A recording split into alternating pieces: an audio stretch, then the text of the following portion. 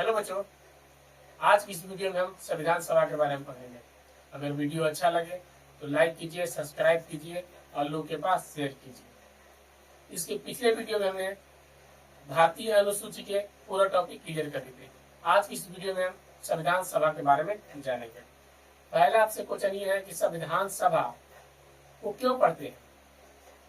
तो संविधान सभा को हम लोग इसलिए पढ़ते हैं क्योंकि भारतीय संविधान का निर्माण संविधान सभा नहीं किया है। भारत के संविधान का निर्माण संविधान सभा नहीं किया है, इसलिए हम लोग संविधान सभा के बारे में पढ़ते हैं। 1895 में बाल गंगाधर तिलक थे जो भारत में संविधान को लेकर अपना विचार प्रकट किए थे।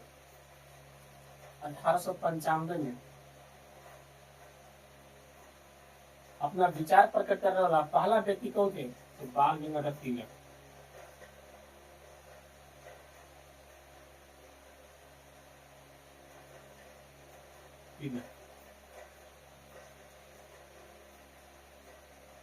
तिलक 1895 से बाल गंगाधर तिलक भारत के संविधान को लेकर अपना विचार प्रकट किए थे।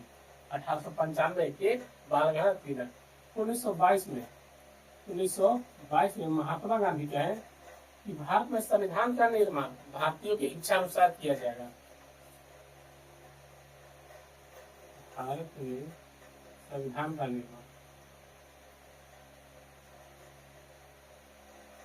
भारत में संविधान का निर्माण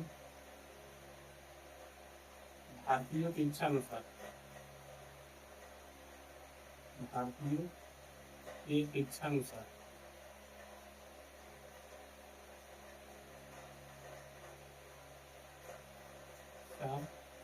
किया जाएगा।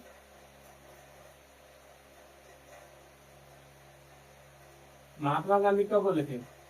1922 में महात्मा गांधी कहे कि भारत में संविधान का निर्माण भारतीयों की इच्छा अनुसार किया जाएगा। फिर 1938 में पंडित जवाहरलाल नेहरू या पंडित नेहरू बोले कि भारत में संविधान का निर्माण वयस्क मताधिकार के आधार पर किया जाएगा।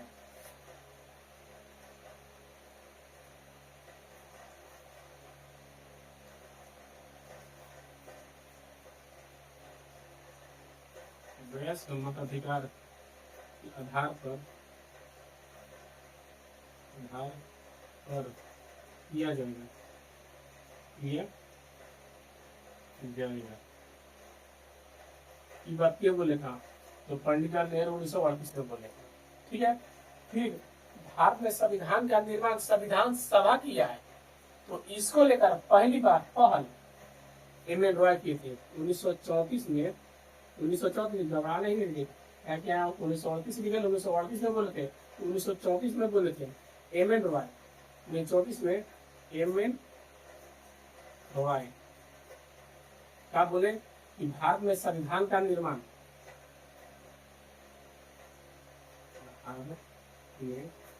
संविधान का निर्माण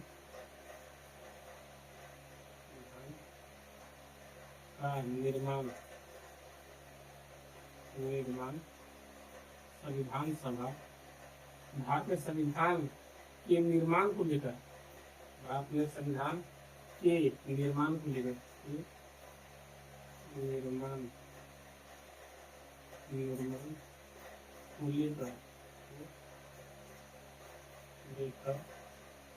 संविधान सभा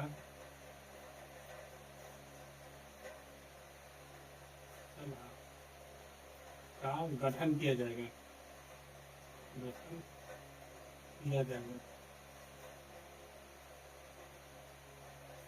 भारत में संविधान को निर्माण के लिए संविधान सभा का गठन किया जाएगा। 1934 में क्या बोले थे? एम.एन. रॉय बोले थे। आगे संडे कुछ इम्पोर्टेंट चीज है जो आपको ध्यान रखना है। ठीक है, इम्पोर्टेंट पॉइंट है, इसको आपको क्या करना है? ध्यान रखना है। और भी चीजें आज जो चलते हैं। फिर 1924 में स्वराज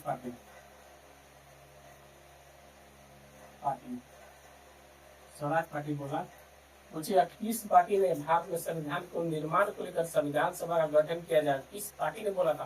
तो स्वराज पार्टी, स्वराज 1924 में स्वराज पार्टी ने कहा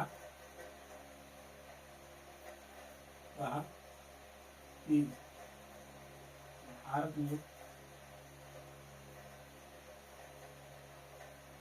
संविधान निर्माण को लेकर संविधान सभा का गठन किया जाएगा, गठन किया जाएगा।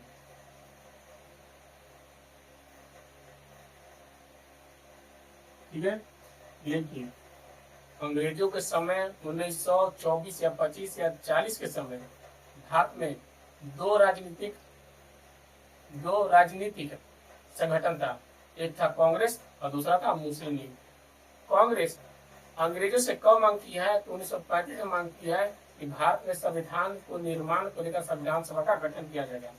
कांग्रेस कब मांग किया है तो 1935 से मांग किया है, लेकिन अंग्रेजों ने ध्यान दिया कब से 1940 तक। अंग्रेज भारतीयों का ध्यान तब देते थे या भारतीयों को बोली का ध्यान तब देते थे जब उनकी आवश्यकता होती थी। 1939 में द्वितीय विश्व युद्ध शुरुआत हो गया। 1939 में द्वितीय विश्व युद्ध शुरुआत हो गया और 1940 में कांग्रेस की बात को अंग्रेजों ने मान लिया और कहा अंग्रेज कि भारत में संविधान को निर्माण को लेकर संविधान सभा का गठन किया जाएगा, लेकिन तब गठन किया जाएगा जब भारत ब्रिटेन का साथ देगा, यानी भारत द्वितीय विश्व युद्ध में ब्रिटेन का साथ देगा, तब भारत में संविधान सभा का निर्माण किया जाएगा। 8 अगस्त 1940 में भारतीयों के समक्ष एक अगस्त प्रस्ताव आया था। उस अगस्त प्रस्ताव में लिखा था कि भारत में संविधान का निर्माण किया जाएगा और डोमिनियन स्टेट की बात कही गई थी। डोमिनियन स्टेट का मतलब होता है कि भारत को आजादी तो मिलेगी लेकिन पूर्ण रूप से आजादी नहीं मिलेगी। आजादी तो मिलेगी लेकिन पूर्ण रूप से आजादी नहीं मिलेगी। भारतीय वायसराय था लॉर्ड लिलिथगो। लॉर्ड लिलिथगो उसका कार्यकाल है 1936 से लेकर 1943 तक, 1936 से लेकर 1943 तक, और बीच में ही क्या था 1940 तक। भारतीय वायसराय जो लॉर्ड लिलिथगो था, भारतीय के समक्ष एक अगस्त प्रस्ताव लाया था।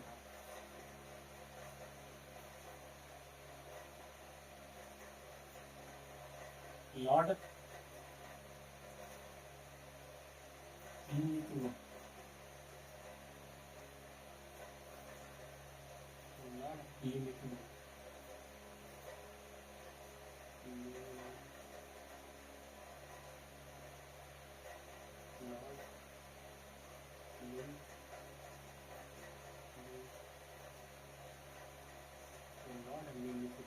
इसका कार्यकाल है 1936 से लेकर 1943 तक, और बीच में क्या था 1940। लॉर्ड लिलिथगो 1940 में 8 अगस्त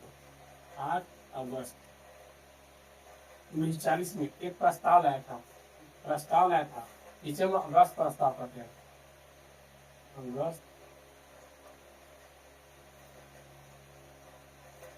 अगस्त प्रस्ताव। इस अगस्त प्रस्ताव में पूछा जाता अगस्त प्रस्ताव किसने लाया था तो लॉर्ड लिलिथगो कब लाया था 8 अगस्त 1940 में। इस अगस्त प्रस्ताव में भारत में संविधान के निर्माण को लेकर संविधान सभा का गठन किया जाएगा, इसमें लिखा गया था। और इसमें लिखा गया था कि भारत में डोमिनियन स्टेट लागू किया जाएगा। डोमिनियन स्टेट का मतलब होता है कि भारत को आजादी तो दिया जाएगा लेकिन पूर्ण रूप से आजादी नहीं दिया जाएगा। ठीक है। 22 मार्च जब प्रस्ताव आया था तो कांग्रेस और मुस्लिम दोनों ने इसे अस्वीकार कर दिया था। कांग्रेस इस बात को लेकर अस्वीकार किया था क्योंकि इसमें भारत को पूरी तरह से आजादी की बात नहीं किया गया था, और मुस्लिम लीग इस बात को लेकर अस्वीकार कर दिया था कि इसमें पाकिस्तान के निर्माण को लेकर बात नहीं किया गया था। ठीक है। तो अगस्त प्रस्ताव के कांग्रेस और मुस्लिम दोनों ने क्या अस्वीकार कर दिया। ठीक है। 22 मार्च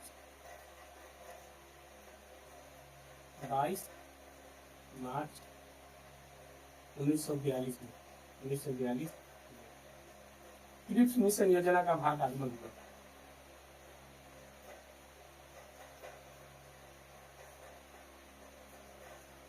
योजना भारत आया। क्रिप्स मिशन योजना भारत कब आया है? तो 22/22/1942 को आया है। क्रिप्स मिशन योजना में सेम टू सेम जो अगस्त प्रस्ताव में था ना, वही बात लिखा था कि क्रिप्स मिशन योजना में। तो कांग्रेस और मुस्लिम लीग क्रिप्स मिशन योजना को भी अस्वीकार कर दिया, यानी क्रिप्स मिशन योजना भी असफल रहा। फिर आगे चलते हैं 24 मार्च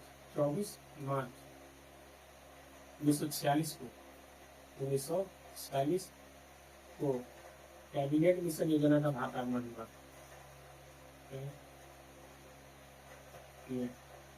कैबिनेट मिशन योजना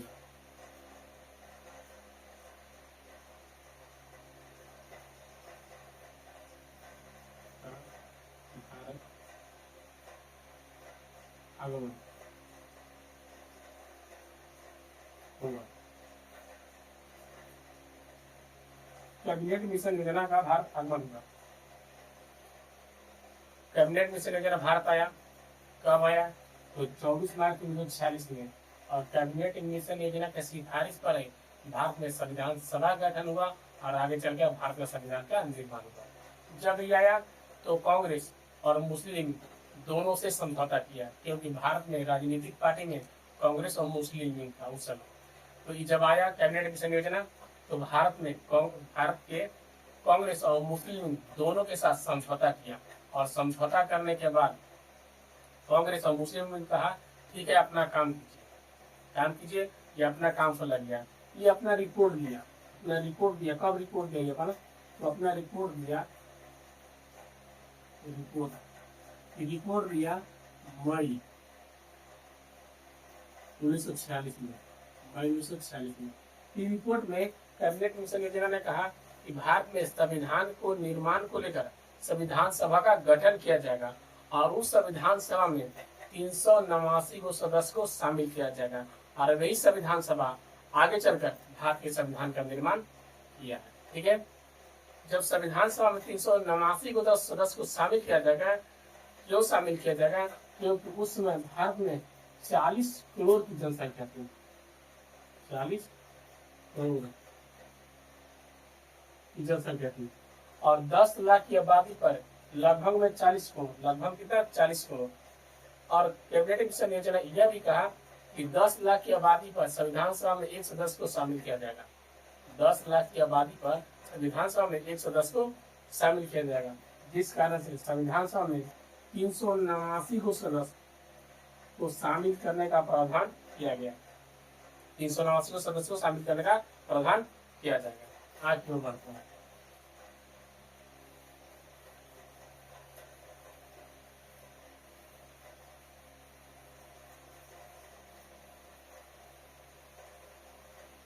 संविधान सभा बोला,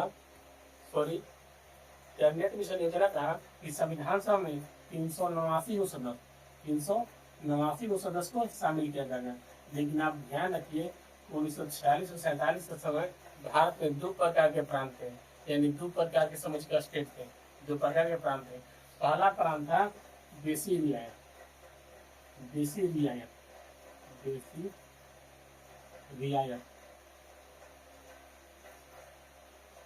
और दूसरा था ब्रिटिश प्रांत।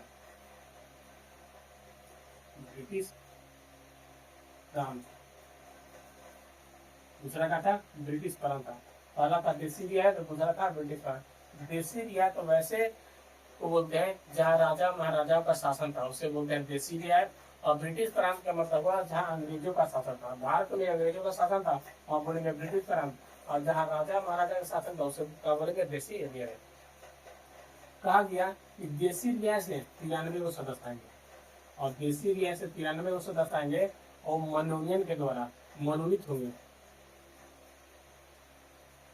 मनोनीत किए जाएंगे।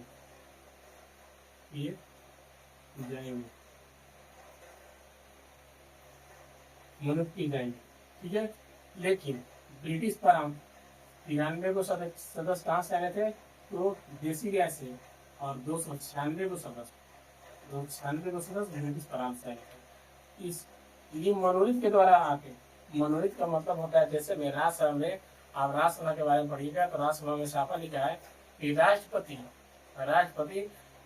राज्यसभा में 12 को सदस्य को मनोनीत करेंगे, जिसमें कला, विज्ञान, समाज सेवा से निपुण हो, कला में, विज्ञान में, समाज सेवा में महत्वपूर्ण भूमिका निभाता है, यानी इस सब में निपुण हो, तो राष्ट्रपति 12 को सदस्य को राज्यसभा में क्या करेंगे, मनोनीत करेंगे।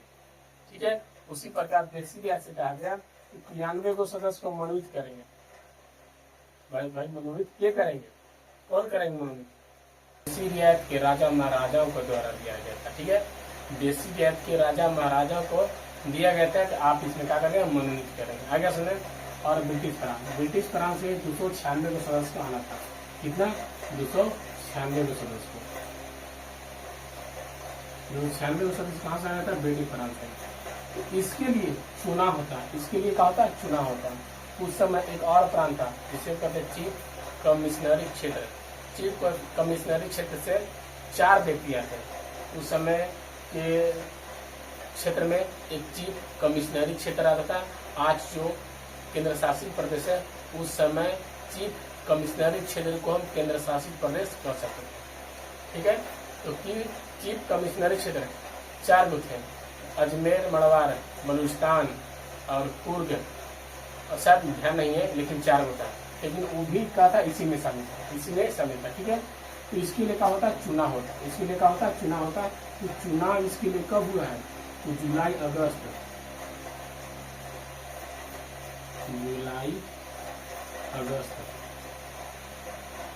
1946 का हुआ चुनाव हुआ। ब्रिटिश प्रांत में 296 को सदस्य थे, इसके लिए चुनाव हुआ। चुनाव कब हुआ? जुलाई अगस्त 1946 में क्या हुआ? चुनाव हुआ। जब चुनाव हुआ तो कांग्रेस को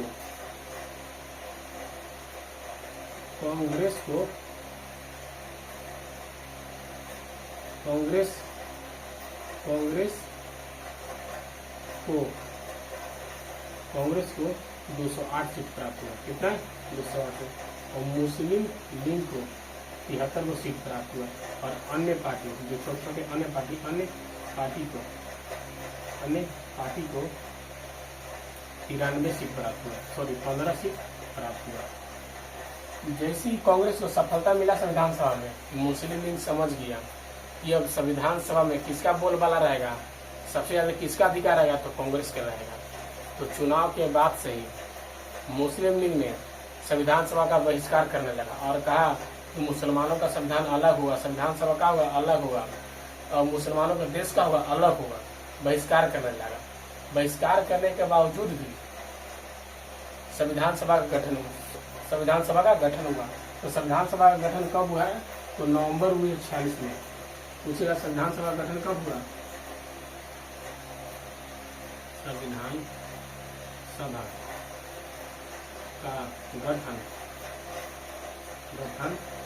नवंबर 1946 में हुआ। नवंबर 1946 में संविधान सभा का गठन हुआ। और संविधान सभा की पहली बैठक संविधान सभा की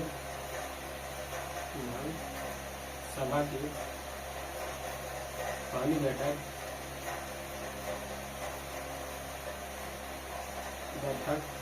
9 दिसंबर 1946 को हुआ। पहली बैठक कब हुआ? 9 दिसंबर 1946 में। और 9 दिसंबर 1946 को संविधान सभा ने अपना अस्थायी अध्यक्ष सच्चिदानंद सिन्हा को चुन लिया। अस्थायी अध्यक्ष किसे चुना? सच्चिदानंद सिन्हा को चुन लिया। और फिर 11 दिसंबर को संविधान सभा की दूसरी बैठक हुई। इस समझ में आ गया कि ब्रिटिश प्रांत से 296 सदस्य आने थे और 296 सदस्यों के लिए चुनाव होना था, यानी निर्वाचन होता। और ये निर्वाचन कब हुआ, यानी चुनाव कब हुआ? तो जुलाई अगस्त 1946 में हुआ चुनाव हुआ। उस चुनाव में कांग्रेस को 208 सीट प्राप्त हुआ और मुस्लिम लीग को 73 सीट प्राप्त हुआ और अन्य पार्टी को 15 सीट प्राप्त हुआ। आगे समझे। जैसे ही कांग्रेस की सफलता मिला, मुस्लिम लीग बहिष्कार करने लगा, संविधान सभा का बहिष्कार करने लगा, क्योंकि मुस्लिम लीग जान गया था कि संविधान सभा में अब मेरा कोई चलती नहीं चलेगा। किसका चलेगा? तो कांग्रेस चलेगा, क्योंकि कांग्रेस को 208 को सीट है और मुस्लिम लीग को 73 को सीट है। तो संविधान सभा के बाद से मुस्लिम लीग कहने लगा कि हमारा संविधान अलग हुआ, संविधान सभा अलग हुआ, मेरा देश का हुआ अलग हुआ, ठीक है। लेकिन बहिष्कार करने के बावजूद भी संविधान सभा का गठन हुआ। तो संविधान सभा का गठन कब हुआ है? तो नवंबर 1946 में। संविधान सभा की पहली बैठक कब हुआ है? तो 9 दिसंबर 1946 में संविधान सभा की पहली बैठक। और संविधान सभा की पहली बैठक में ही कितने सदस्य भाग लिए थे? तो संविधान सभा की पहली बैठक में 211 सदस्य भाग लिए थे, 211। और संविधान सभा की पहली बैठक हुआ था कहाँ? तो दिल्ली में स्थित काउंसिल भवन बनता, दिल्ली में होता, और दिल्ली में स्थित है भवन, इसका नाम था काउंसिल भवन। पूछेगा संविधान सभा की पहली बैठक कहाँ हुआ था? तो दिल्ली में हुआ था। दूसरी बैठक कहाँ होता? दिल्ली में होता, दिल्ली के काउंसिल भवन में होता है। और पहली बैठक में 211 सदस्य भाग लिए थे, और दूसरी बैठक 11 दिसंबर को होगा, 11 दिसंबर 1946 को हुआ। दूसरी बैठक में 207 सदस्य भाग लिए थे, 207 सदस्य भाग लिए थे। अभी बैठक में कहाँ होता? दिल्ली में हुआ। अगर समय कि संविधान सभा की पहली बैठक में 211 सदस्य भाग लिए थे, और संविधान सभा की दूसरी बैठक में 207 सदस्य भाग लिए थे। और दूसरी बैठक में संविधान सभा ने अपना अस्थायी अध्यक्ष अपना संवैधानिक सलाहकार, उपाध्यक्ष, संविधान सभा के चिन्ह सब के काफिया न बना दिया, ठीक है। देखिए संविधान सभा की दूसरी बैठक में, संविधान सभा की दूसरी बैठक कब हुआ था? 11 दिसंबर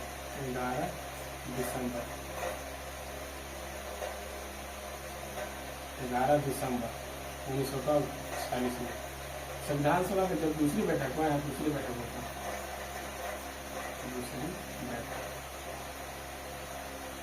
दूसरी बैठक कब हुआ था? दूसरी बैठक होता है 11 दिसंबर 1946 में। और संविधान सभा की दूसरी बैठक में संविधान सभा ने खुद अपना अस्थायी अध्यक्ष,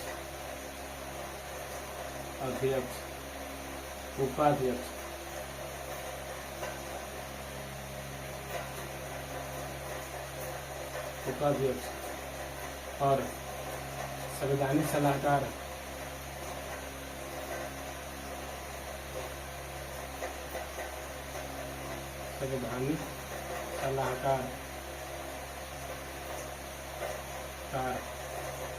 प्रतीक चिन्ह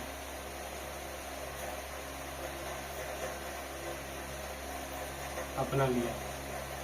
अस्थायी अध्यक्ष किससे बनाया गया था? अस्थायी अध्यक्ष राजेंद्र प्रसाद, राजेंद्र प्रसाद।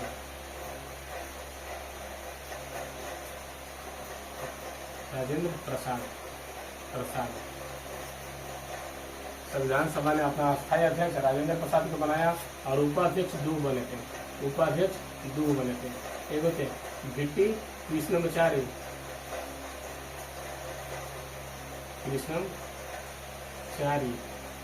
और दूसरा बने थे एच.सी.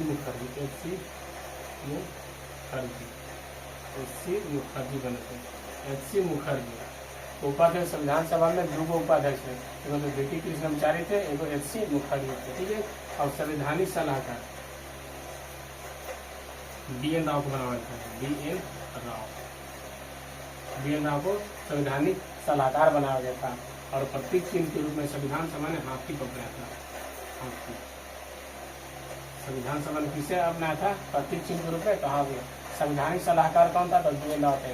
उपाध्यक्ष दो थे, कौन थे? तो भिट्टी कृष्णमाचारी और एच.सी. मुखर्जी। अस्थायी अध्यक्ष कौन थे? राजेंद्र प्रसाद। आगे समझे।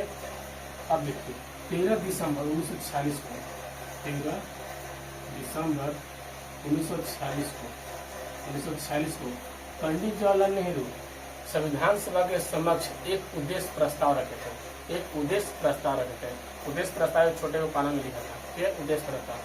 लेकिन उस उद्देश्य प्रस्ताव को संविधान सभा ने 22 जनवरी 1947 को अपनाया है, और वही उद्देश्य प्रस्ताव आगे चलकर भारत की प्रस्तावना बन गई है। आगे समझे। पूछेंगे कि भारत की उद्देश्य प्रस्ताव को किसने रखा था? तो उद्देश्य प्रस्ताव को पंडित जवाहरलाल नेहरू ने 13 दिसंबर 1946 को भारतीय संविधान सभा के समक्ष रखे थे। संविधान सभा के समक्ष कब रखे हैं? 13 दिसंबर 1946 को, लेकिन संविधान सभा ने उसे अपनाया कब है? 22 जनवरी 1947 को अपनाया। और वही उद्देश्य प्रस्ताव आगे चलकर भारतीय प्रस्तावना बन गई। आगे समझे। आज के लिए इतना ही, अगले वीडियो में हम पूरा इसको कवर कर लेंगे। ठीक है।